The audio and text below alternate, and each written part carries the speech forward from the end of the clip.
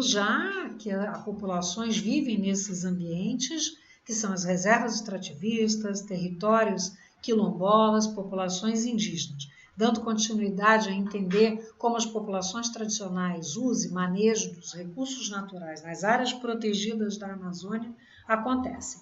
Eu vou mostrar para vocês aqui algumas das experiências de pesquisa das quais eu participo, faço dentro da minha função enquanto cientista, enquanto pesquisadora da linha da etnociências e trabalho junto às populações tradicionais na proteção e uso sustentável dos seus territórios, tanto na criação desses territórios quanto no planejamento para a manutenção da sustentabilidade desses ambientes e dessas comunidades. Bom, importante a gente entender o que são comunidades tradicionais. Eu tenho falado aqui povos originais, populações tradicionais e assim como o SNUC levou 10 anos sendo construído e não entrou, gente, não teve um artigo dentro do SNUC que tratasse do conceito de povos e comunidades tradicionais. E aí o decreto de 6.040, em 2007, finalmente define, o SNUC é de 2000, em 2007, há uma definição de comunidades tradicionais, grupos culturalmente diferenciados e que se reconhecem como tais, que possuem formas próprias de organização social, que ocupam e usam territórios e recursos naturais como condição para sua reprodução cultural, social, religiosa, ancestral e econômica, utilizando conhecimentos, inovações e práticas gerados e transmitidos pela tradição. Esse decreto, esse artigo do decreto 6.040, definiu comunidades tradicionais. Povos tradicionais são os povos indígenas, os povos originários. As comunidades tradicionais se fixam em territórios, são 300 anos, a gente sabe, de ocupação moderna na Amazônia, essa miscigenação entre as culturas e entre os povos. Então, esse conceito define as comunidades tradicionais, ribeirinhos. Quem são eles, Os ribeirinhos, quebradeiros de coco, pescadores, castanheiros, os faxinaleses,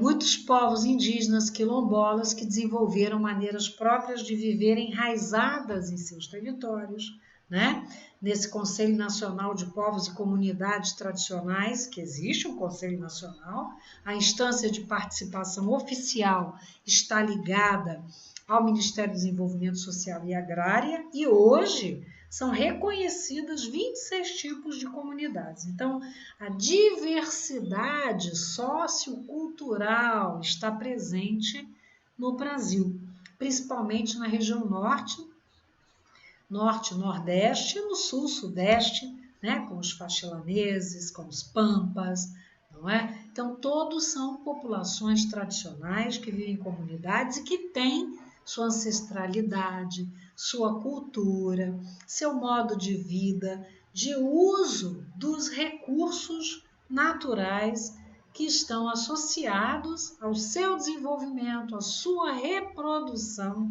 social. E eu quero comentar com vocês, então, a partir desses conceitos que já aprendemos, não é? Unidades de conservação, comunidades tradicionais, cultura, lembra? Sociedades, como é criar um território protegido na região. É uma das minhas atividades de pesquisa e eu gostaria de compartilhar um pouquinho dessas experiências. Sabemos que uma das principais estratégias para a conservação de florestas ou outros ecossistemas é a criação de áreas protegidas, que no Brasil a gente chama de unidades de conservação. A Amazônia, sabemos, olha aí, as rodovias, não é? E o avanço do desmatamento contribuem com a perda da biodiversidade. Hoje na Amazônia nós temos extensão, né, de áreas protegidas, né, são mais ou menos 3 milhões de quilômetros quadrados, cerca de 42% de áreas protegidas, não é? Temos ainda, sem contar as cavernas, as áreas de preservação permanente, a reserva legal. Nós temos uma estimativa de cavernas, sítios arqueológicos, unidades de conservação, de uso, corredores ecológicos, que a gente não tem ainda quantos são, né? As terras indígenas, as reservas indígenas, os territórios quilombolas, os reconhecimentos internacionais, reservas da biosfera, os sítios Ramsar e os sítios de patrimônio mundial natural, que totalizam em quantidade quase 3.000 áreas protegidas, cerca de 3 milhões e 600 mil quilômetros quadrados e mais ou menos 42% de áreas naturais, né? De percentual de áreas do território. Bom, com isso, sabemos que a biodiversidade comemorada em 2010, né, como ano da biodiversidade, culminou com muito da criação de novas áreas no Brasil, de novas unidades de conservação. Observem essa imagem, quem já viu logo de primeira percebe, isso aí foi um prêmio, né, dado pela Unesco, esse menino que desenhou tinha 10 anos, e ele criou, né, na onça, um animal topo de cadeia, né, toda a biodiversidade global nas suas manchinhas. Eu acho linda essa imagem e mostra, né, uma fera protegendo o ambiente, o mundo, o planeta, o Gaia.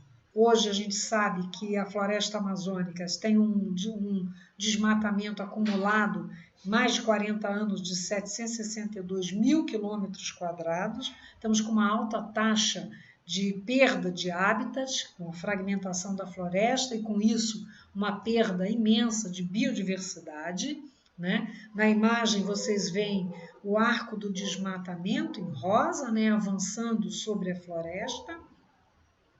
A Amazônia tem uma taxa de crescimento muito alta, do ponto de vista que nas últimas décadas, até 2013, então avançou muito. Já em 2005, a Berta Becker, estudiosa, né, da geografia, da biogeografia, nos conta que já traduz a Amazônia como uma floresta urbanizada. A população está concentrada nos núcleos urbanos.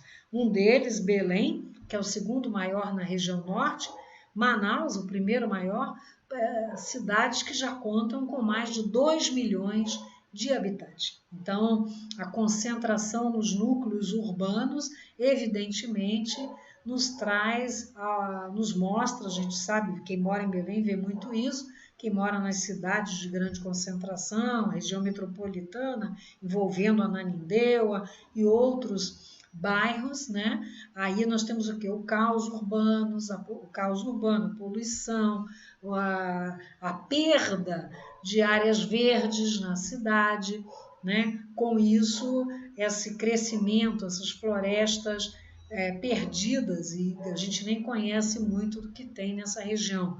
Então, há necessidade de proteção de florestas e de áreas dentro dessa região, vamos dizer assim, próxima a essas florestas urbanizadas da Berta Becker. Então, a gente está falando um pouco dessas áreas próximas de Belém, essas áreas verdes que ainda temos na região aqui, olha, do Salgado, né, na nossa região mais litorânea, próximo dos rios, onde há maior concentração de populações. Mas criar território demanda a necessidade de conhecimento, de cultura, do conhecimento local para pensar em criação de áreas protegidas, sobretudo onde há moradores, onde existem povos e comunidades tradicionais. É fundamental que a pesquisa, quando vai criar territórios, ela é feita a partir de uma solicitação das populações tradicionais e essas comunidades, por meio de processos, feitos ao ICMBio ou às secretarias municipais e estaduais. Então, são convocados estudos técnicos, e esses estudos têm que levar em consideração a cultura e o conhecimento local dos grupos que vivem nessas áreas. Muito da nossa experiência mostra o seguinte, que as populações que vivem dentro da floresta e conservam biodiversidade têm conhecimento local, já aprendemos isso. Com isso, essas populações têm que ser partícipes nesse processo. E participar aqui, como mostramos, é tomar parte, é tomar decisão sobre a criação deste território. Isso implica nos limites e nas formas de uso. Para tanto, nós utilizamos diferentes técnicas de trabalho. Muitas delas estão baseadas evidentemente, no conhecimento local que essas populações têm dos seus espaços. Com isso, nós trabalhamos com o mapeamento das áreas de uso, que consiste numa técnica em que os povos e comunidades reunidos nos mostram nas imagens de satélite, que eles conseguem entender muito bem, a gente explica antes, eles conseguem entender e fazer a leitura desses mapas, os lugares que estão, onde estão os recursos naturais, o que tem de natureza que é usado por essas populações nesses espaços que eles reconhecem como sendo seus territórios. A gente trabalha então com um mapeamento, como eu disse, eles conhecem o lugar, fazem mapas das suas áreas, nos apontam nas imagens de satélite os principais recursos que são utilizados e por eles extraídos.